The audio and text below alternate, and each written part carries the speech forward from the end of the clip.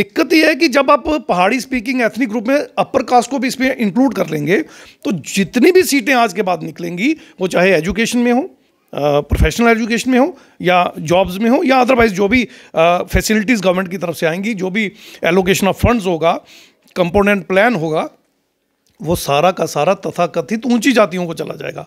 तो ये लड़ाई किसकी थी? बैकवर्ड वर्सेस फॉरवर्ड की। और ये हिस्सा किसको चला जाएगा? फॉरवर्ड को। और आप यहाँ पे एक चीज़ एनालाइज कर लें, ओपन कोटा भी फॉरवर्ड को जा रहा है, एससी का भी फॉरवर्ड को चले जाएगा, एसटी को भी फॉरवर्ड को चला जाएगा, ओबीसी में इन्होंने एक नाम जोड़ दिया है वेस्ट पाकिस्तानी रिफ्यूजी, एक नाम जोड़ दिया है आचार्य, एक नाम जोड़ दिया ब्राह्मण, तो ये भी सारा फॉरवर्ड को चला जाएगा। तो 90% SC ST OBC के पास जब कुछ नहीं बचेगा तो दिक्कत तो होगी। दिक्कत। आप देख रहे हैं न्यूज़ शेयर इंडिया और मैं हूं अरफाज अहमद डांग। आज की खास मुलाकात में हमारे साथ मौजूद हैं एडवोकेट अशोक कुमार बसोत्रा जी। सर, स्वागत है आपका न्यूज़ शेयर इंडिया में। बहुत बहुत शुक्रिया सर। अशोक सर, मैं देख रहा था आपके द्वारा एक प्रोटेस्ट किया गया था जिसमें SC ST OBC के सारे लोग शामिल थे। क्या था वो प्रोटेस्ट और क्या दर्शाना चाहते थे आप उससे? देखिए, भारत को तथाकथित आज़ादी मिले करीब 75 साल से ज़्यादा हो गए हैं और संविधान में सबके हक हकूक़ की बात की गई थी, सबकी रिप्रेजेंटेशन की बात की गई थी और उसमें रिजर्वेशन का प्रावधान आर्टिकल 15(4) और 16(4) में रखा गया था। उसमें SC ST के लिए रिजर्वेशन और रिजर्वेशन प्रमोशन का था और OBC के लिए रिजर्वेशन का बाद में मंडल कमीशन से पहले कमीशन था, काका साहब कालेलकर कमीशन, और उसके बाद मंडल कमीशन आया। आर्टिकल 340 में इसका प्रावधान पहले से ही कर दिया गया था। अब हुआ ये है कि इन तथाकथित आज़ादी के 75 सालों में हमने देखा कि जिन लोगों के पास राजशाही थी, क्योंकि पहले प्रिंसेसली स्टेट्स थी जिनको कंबाइन करके ये कंट्री बना, तो जिनके पास राजशाही थी वही लोग बाद में MP MLA बने और वही CM PM अभी तक बन रहे हैं। ये जो दबे कुचले पिछड़े लोग हैं, अछूत लोग हैं, बैकवर्ड लोग हैं, जो मूल निवासी बहुजन हैं भारत के, वो चाहे किसी भी धर्म के हों, सभी धर्मों के, उनकी अपलिफ्टमेंट के लिए ये जो रिप्रेजेंटेशन का प्रोविज़न था, हमने देखा अभी तक इसको सही तरीके से इम्प्लीमेंट नहीं किया गया। और ख़ास करके जम्मू कश्मीर रियासत की मैं बात करूँ, अब UT बन चुकी है, तो इसमें हमारे हक हकूक़ बुरी तरह से रौंदे गए। कांग्रेस के टेन्योर में भी रौंदे गए, जब NC PTP वगैरह रही कुछ हमें मिला नहीं। SC को थोड़ा बहुत मिला, ST को भी बड़ी मुश्किल से काफ़ी लेटर स्टेज पे मिला और OBC को अभी तक कुछ नहीं मिल रहा। तो अभी इन्होंने क्या किया, कोई पिछले 20, 25, 30 साल में जो SC का और ST का थोड़ा सा अपलिफ्टमेंट हुआ, वो इनसे अब बर्दाश्त नहीं हो रहा। तथाकथित ऊंची जातियाँ जो अपने आप को कहते हैं, नतीजा ये निकला कि ST की जो रिजर्वेशन का बेस था, उस बेस को डिस्टॉर्ट करके बेसिक स्ट्रक्चर ऑफ कॉन्स्टिट्यूशन को हिट करते हुए इन्होंने अब उसको डाइल्यूट करना शुरू कर दिया। पहाड़ी स्पीकिंग के नाम पे एक नया छोशा इन्होंने छोड़ा, मगर बाद में जब इन्होंने टेक्निकली देखा कि ये स्पीकिंग तो ST में आता नहीं, इसमें तो एक एथनिक कैरेक्टर चाहिए।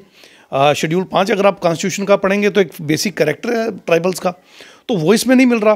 तो वो लैंग्वेज को इन्होंने क्या कर दिया, पहाड़ी स्पीकिंग एथनिक ग्रुप नाम दे दिया। एथनिसिटी उसमें कुछ नहीं, बस एथनिक खुद से जोड़ दिया और उसको इन्वॉल्व कर लिया इसमें। अब जब शोर मचा और एक बड़ा तबका जो शेड्यूल ट्राइब का है वो जब सड़कों पे उतरा, बड़ी बड़ी रैलियां निकलने लगी, बड़े जलसे जुलूस हुए, एक एहतजाज हुआ, तो गवर्नमेंट ने उसको थोड़ा और मैनिपुलेट कर दिया कि इसका हम अलग से बनाएंगे, आपका अलग से बनाएंगे। जबकि हम जानते हैं नंबर ऑफ जजमेंट्स है सुप्रीम कोर्ट की, बहुत सारी हाई कोर्ट्स की जजमेंट्स है, quota within quota is not allowed. तो वो एक बहुत बड़ा इशू फ्लेयर अप हुआ। उस इशू को लेके हमारे शेड्यूल ट्राइब भाइयों के साथ एक साजिश हुई। उनका जो मार्च था उसको हाईजैक करने की कोशिश की। गृह मंत्री जी ने कहीं, जो मेरे सुनने में आ रहा है, कुछ दबके से काम लेने की कोशिश की, इंटिमिडेट करने की कोशिश की। तो वो उसको डाइल्यूट करने का उनका फार्मूला जो है उसको लागू करना चाहते हैं। मैंने ये समझा है कि बीजेपी ये चाहती है कि इनके भी वोट ले लिए जाए, उनके भी ले लिए जाए, बाद में मर्ज करके सारी की सारी जो रिप्रेजेंटेशन है ST के नाम पे अपर कास्ट को दे दी जाए। तो यहाँ से ये फ्लेयर अप हुआ। और SC के भी इश्यूज थे, रिजर्वेशन प्रमोशन का इशू था, उनके बैकलॉग का इशू था, OBC का भी इशू था। पहले 27% मांग रहे थे हम लोग, अब क्योंकि सुप्रीम कोर्ट ने कह दिया 50% का वो बैरियर हमने हटा दिया, तो 60% आबादी हमारी है जम्मू कश्मीर में, तो हम भी मांग रहे थे। तो सबके ग्रीवांसेस को इकट्ठा करके उस दिन हमने एहतजाज किया। जो गुज्जर बकरवाल कम्युनिटी का एक डेलीगेशन जो है अमित शाह जी से मिल कर के आया, उन्होंने कुछ दिन के बाद जो है यहाँ पे प्रेस कॉन्फ्रेंस के माध्यम से भी कह दिया अपनी पूरी कम्युनिटी को कि भाई हमारे जो कोटा है उसके साथ कोई छेड़छाड़ नहीं होगी। अगर उन लोगों को दिक्कत नहीं है, जो डेलीगेशन वहाँ पे मिल के आया उनको कोई दिक्कत नहीं है, फिर आपको या और किसी को क्या दिक्कत है उसमें? देखिए, जहाँ तक डेलीगेशन का ताल्लुक है, मैं डेलीगेशन में तो नहीं था, तो अंदर की पूरी बातें मैं नहीं बता सकता आपको। जो इन्फॉर्मेशन मेरे पास है अपने रिलायबल सोर्सेज से, उसके बेस पे मैं ये कह सकता हूँ कि अमित शाह जी ने पहले कभी भी ये नहीं कहा था कि पहाड़ी एथनिक ग्रुप या पहाड़ी स्पीकिंग एथनिक ग्रुप को वो एसटी में डालेंगे। वो एक ही टर्मिनोलॉजी यूज़ करते हैं, बैकवर्ड में हम इसको डालेंगे। कौन से बैकवर्ड में डालेंगे ये नहीं कहा, एससी में डालेंगे, एसटी में डालेंगे, ओबीसी में, सारे बैकवर्ड में ही आते हैं। लेकिन ये जो डेलीगेशन गया था, इसके बाहर आने के बाद एक बात उभर कर सामने आई कि वहाँ पर अमित शाह जी ने टर्मिनोलॉजी यूज़ की है कि अब हम इनको ट्राइबल्स के साथ देंगे। फिर जब इन्होंने वहाँ थोड़ी बातचीत की या कुछ उसका अपोजिशन की, तो उन्होंने कहा नहीं, हम आपका सेफ करेंगे, एक ग्रुप में इनका अलग से ग्रुप बनाएंगे। तो जैसा कि मैंने पहले आपसे कह दिया, सुप्रीम कोर्ट में एक छोटी सी पिटीशन, एक एप्लीकेशन डालनी है। Quota within quota available है ही नहीं, अल्टीमेटली ये मर्ज हो जाएगा इलेक्शन के बाद, और इलेक्शन में भी हमारे ट्राइबल लोग बेवकूफ़ बन जाएंगे, और बाद में उसके बाद इनकी सारी रिप्रेजेंटेशन चली जाएगी, वहाँ भी इनको कुछ नहीं मिलेगा। तो ये सबसे बड़ा कारण बना है अब इस एजिटेशन को, तीनों ग्रुप्स को, SC ST OBC को मिलाकर चलाने का। इसमें नुकसान क्या है? मतलब ST कम्युनिटी के जो पहले से लोग फ़ायदा उठा रहे हैं, उनको क्या नुकसान है इसमें देखिए, बहुत बड़ा नुकसान है। अब तक ST कोटे में रियल ट्राइबल्स को शेयर मिल रहा था, जो रियल में ST थे, जो ट्राइबल्स थे। अब पहाड़ी एथनिक ग्रुप या पहाड़ी स्पीकिंग एथनिक ग्रुप की जो टर्मिनोलॉजी है, उसमें करीब करीब एक एरिया के 12 से 15 लाख सारे लोग आ जाएंगे। आपको पहले कोटा का बेस समझना होगा। अगर आप कॉन्स्टिट्यूंट असेंबली में डिबेट को पढ़ेंगे, रिजर्वेशन पे जो डिबेट हुई है, तो उसमें रिजर्वेशन का कंसेप्ट आया कहाँ से? ये एक अफर्मेटिव एक्शन था जिसका इनिशिएटिव वहाँ पे हुआ क्या कि कुछ जातियाँ अगड़ी थी, रूलिंग थी, पैसे वाली थी, पढ़ी लिखी थी, जागरूक थी, और बहुत बड़ा तबका भारत का जो दबा कुचला था। तो संविधान सभा में ये बात उठी, बाबा साहब डॉक्टर भीमराव अम्बेडकर जी ने ये इशू उठाया कि जब हम लोकतंत्र बन जाएंगे, डेमोक्रेटिक सेटअप में आ जाएंगे, तो इन लोगों का प्रतिनिधित्व कैसे होगा? तो ये बात थी उनकी रिप्रेजेंटेशन की, उनकी हिस्सेदारी की, हिस्सेदारी एजुकेशन में, हिस्सेदारी नौकरियों में, हिस्सेदारी पैसे में, हिस्सेदारी सारे साधन संसाधन जो भारत के हैं उनमें। तो वहाँ पर फिर ये आर्टिकल 15(4) और 16(4) का जन्म हुआ।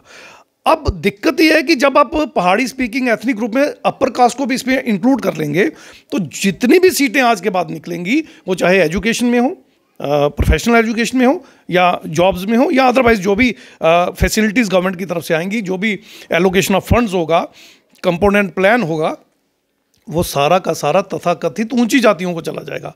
तो ये लड़ाई किसकी थी? बैकवर्ड वर्सेस फॉरवर्ड की।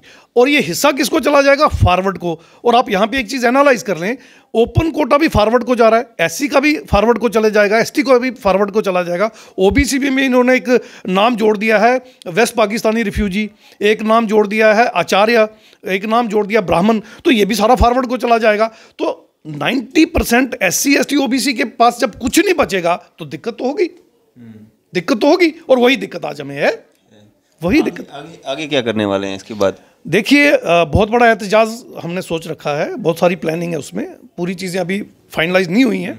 लेकिन मैं दावे से एक बात कह सकता हूँ, गांव गली मोहल्ले से चलते हुए रैलियां, प्रदर्शन, बड़े बड़े जलसे, जुलूस, और ज़रूरत पड़ी तो एक बहुत बड़ी रैली हो सकता है। हम पहले यहाँ से लखनपुर तक, लेह तक अपने J&K को कवर करें, और अगर तब भी हमारा मसला हल नहीं हुआ तो हो सकता है हमें दिल्ली तक जाना पड़े।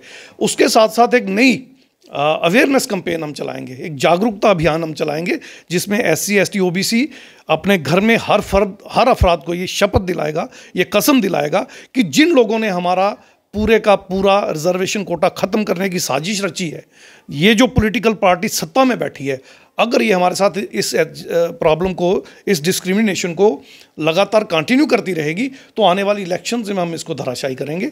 हम इसको पंच सरपंच की इलेक्शन हो, कॉरपोरेशन की इलेक्शन हो, MLA की हो, MP को, हम एक भी सीट इनको नहीं जीतने देंगे, क्योंकि हर कॉन्स्टिट्यूंसी में कम से कम 60 से 70% हम हैं, और ओवरऑल हमारी पॉपुलेशन 85-90% इस देश में और इस स्टेट में, इस UT में है। जीतने किसको नहीं देंगे? भाजपा को? फिलहाल भाजपा सत्ता में है और वही हमारे साथ खेल कर रही है, तो इस वक्त तो भाजपा ही हमारा टारगेट रहेगा, इसमें कोई दो राय नहीं है। अगर आने वाले दिनों में दूसरी कोई पार्टी सत्ता में आती है, वो भी हमारे साथ ये एहतजाज लगातार करती रही, कायम रखेगी इस डिस्क्रिमिनेशन को, तो उसका भी हश्र वही करेंगे। हमने कांग्रेस को तारे दिखा दिए हैं, बड़ा घमंड था कांग्रेस को अपने टाइम पे, हमें कोई हरा नहीं सकता, देश से निकाल नहीं सकता, हमने उसको ज़मींदोज़ किया है। NCPTP का भी कभी दिमाग बहुत ख़राब था, वो भी हमारी बात नहीं सुनते थे, खास करके OBC के साथ तो बड़ा बुरा इन्होंने हाल किया OBC का। हमने उनको भी धराशायी करने का काम किया। तो आने वाले वक्त में कोई भी पॉलिटिकल पार्टी डेमोक्रेसी में वही टिकेगा जिसको जनता का समर्थन मिलेगा, जनता के वोट मिलेंगे। और जनता हम हैं, SC ST OBC माइनॉरिटी 90% जनता है। हम तय करेंगे कौन आएगा।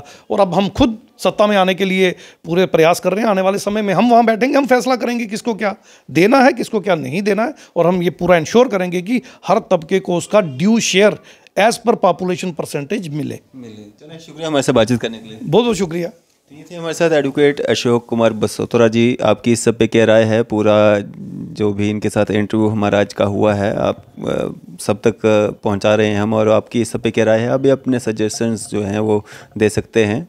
इसी तरह की मज़ीद अपडेट्स के लिए आप देखते रहें न्यूज़ शहर इंडिया। मैं अरफाज़ अहमद, कैमरामैन शाहनवाज के साथ।